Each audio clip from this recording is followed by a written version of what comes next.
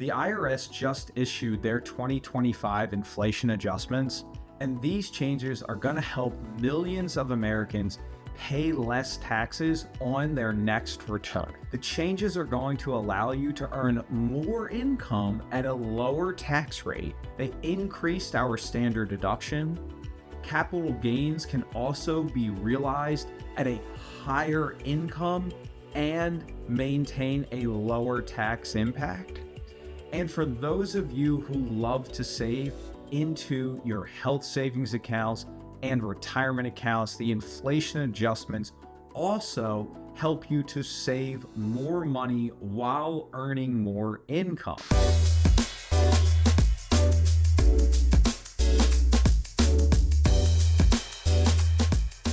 Each year, the IRS issues these inflation adjustments. And I find that most clients, when we speak with them about their taxes, they don't have a very strong understanding about how the United States income tax system actually works. So before I dive into the benefits of the adjustments that happened for 2025, let's give you a quick breakdown to make sure you've got a really strong understanding of how our tax system actually works. A lot of people just think that if I make $250,000 and I look at the tax brackets and it says I'm in the 24% tax bracket, well, that means that I pay 24% income tax on all of the money that I make. Fortunately for us, that's not the case. If it was, we'd all be paying a lot more in taxes than what we are. Thank goodness. How our tax system actually works is that we have a tiered system that are called marginal tax brackets. So we pay taxes at each bracket on our way up to our top marginal tax bracket. So let's run through a quick example. Let's say that we are making $250,000 as a married couple filing jointly. Well, we first pay a portion of our income at a 10% tax bracket. Then we pay a portion of our income at the 12% tax bracket.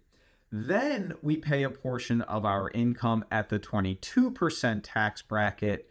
And only then do we pay 24% income tax on the dollars that are over and above that top limit for the 22% tax bracket. So in 2024, the 24% tax bracket started at $201,000. So any money that we earned over $201,000 was going to be taxed at 24%. Well, fast forward to where we're going in 2025.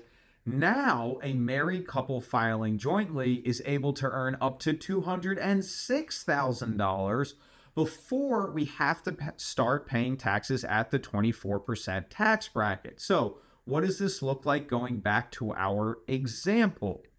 We pay taxes at each bracket along the way.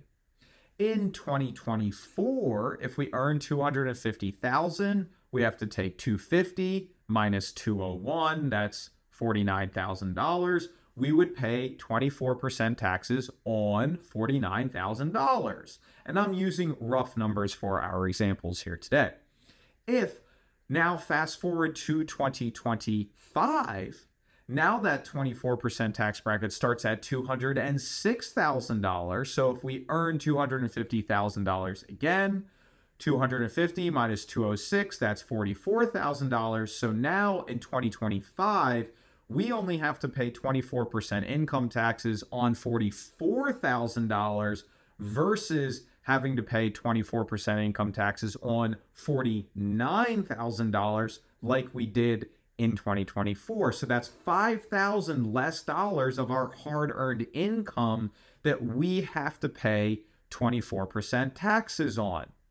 Now, this might not seem like a big number right off the bat, but as you go up the scale and up into the higher brackets, every dollar counts, and these inflation adjustments can add up to make a big difference for us in 2025 versus where we were in 2024. Now that we have an understanding of how the inflation adjustments help us on those marginal tax brackets, let's talk about some of the other changes that took place for 2025 tax rates and how it can impact you for the rest of the year. So the standard deduction is something that the IRS gives us to say if you are not itemizing deductions, you don't own a small business, you don't have huge mortgage interest, you're not making large charitable contributions, then they say, look, don't worry about totaling up all of those little numbers. We give you a standard deduction. Well, in 2025, that standard deduction is going up by $400. The way I see this on a standard deduction for most folks, this is kind of like free money. The IRS is saying, if you make the same amount in 2025 as you did in 2024, we're going to give you another $400 that you're able to reduce your taxable income by.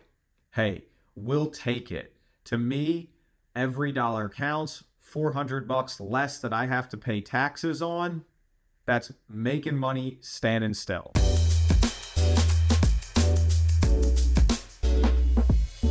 Let's talk a little bit about HSAs and retirement accounts and what sort of differences we got for 2025. Health savings account, if you're someone who likes to contribute to these because you're on a high deductible plan, you've got another $150 a year that you're able to contribute into your HSA.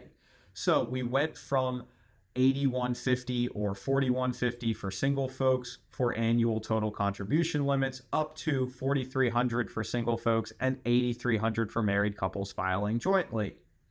It's important to know this so that when you go in for your annual enrollment, you can make the adjustments if you're saving monthly to your monthly contributions for your HSA to make sure that you're still going to max out that HSA throughout the course of the year. HSAs are really powerful tools for us to leverage. I've got a video here about HSAs. Check it out.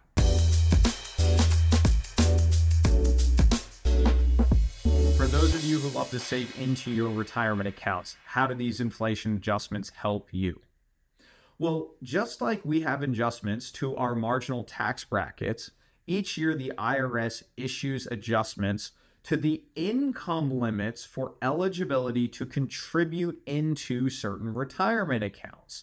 So let's start off by talking about Roth IRAs. In 2024, if you wanted to contribute into a Roth IRA, but you made any more than $240,000, you're unfortunately not able to contribute to the Roth IRA. And that kind of stinks. Roth IRAs are really powerful tools. If we make over 240, we then have to consider things like backdoor Roth IRAs and other complex strategies to get our money into the Roth IRA. Well, for 2025, the IRS is issuing another $6,000 of flexibility for Roth IRA income limits. So we went up from $240,000 to $246,000 of adjusted gross income. Anything below that, you were able to contribute into a Roth IRA. That's for married couples filing jointly. For single individuals, the income thresholds are up to $165,000 now. So if you make any less than $165,000 going into 2025, you do not have to worry about any complex backdoor Roth IRA strategies. You can just contribute money directly into the Roth IRA. The same thing applies for deductible traditional IRA contributions. The IRS says there are certain income limits that if we make above these limits, we are not able to make deductible contributions to our IRAs. This is a pain in the butt for some folks who want to save additional money into their retirement accounts. So in 2025, we got $3,000 of additional flexibility available to us for folks who want to contribute deductible contributions to IRAs. So now, instead of a $143,000 income limit, now if you make anything less than $146,000, you're able to make a deductible IRA contribution.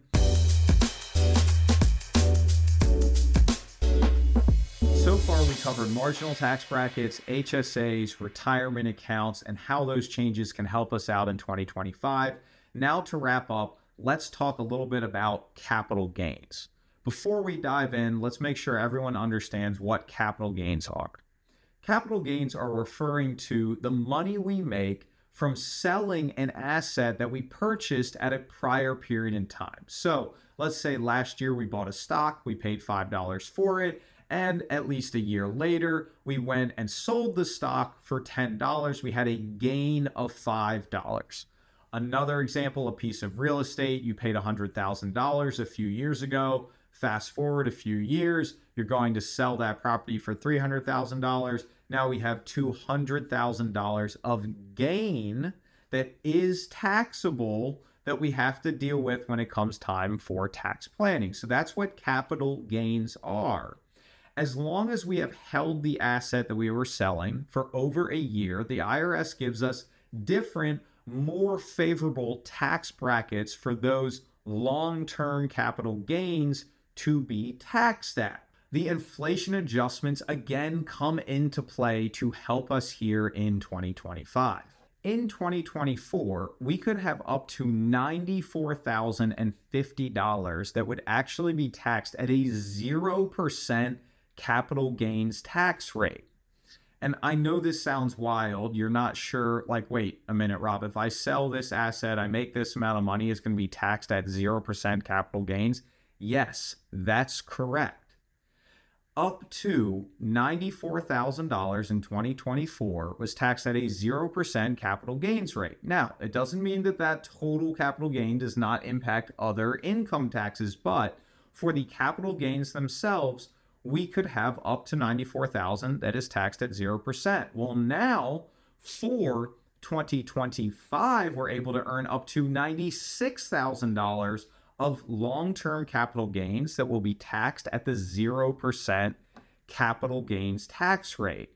Now, a lot of times when we are selling assets, we have a lot more than just $96,000 that we have to deal with. So what does it look like at the next tax rate? Say you're someone who's an high income earner and you are in the 32 or 35% marginal income tax bracket. You pay a lot of income taxes on your ordinary income, but long-term capital gains are different. If you owned a piece of real estate and you sold it for, let's say, a $200,000 capital gain, a portion of that gain is still only going to be taxed at a 15% capital gains tax rate. And in 2025, as a married couple filing jointly, you are now able to earn in capital gains up to $600,000 and still have those gains only be taxed at 15% versus being taxed at your ordinary income tax rates of 32 or 35%. So before you make your next sell transaction inside of your stock account or decide to sell a piece of real estate, speak with your accountant, make sure you've held that asset for at least 1 year, because it could make a huge difference on your tax return in 2025. Now, in 2025 is a big theme of this video here today. And the reason I keep stressing that is because at the end of 2025, a lot of the rules and benefits that we are talking about here today are set to sunset at the beginning of 2026. Our upcoming president, Donald Trump, when he was former president in 2016, issued the Tax Cuts and Jobs Act that reduced all of our tax brackets. The bill was set to run until 2026. So unless upcoming President Trump is able to get Congress to pass a new bill and approve an extension of these tax rates at the beginning of 2026, all of our tax brackets are highly likely to go up from where they are today. So it's extremely important to take advantage of the opportunities that we have coming up in 2025. If you have more questions about this, there's a link below. You can reach out to see how we can help you. I also put a few links in the description to the IRS marginal tax brackets for 2025, and a few other resources that you can check out on your own. Don't forget to subscribe, like this video, and we'll see you on the next one.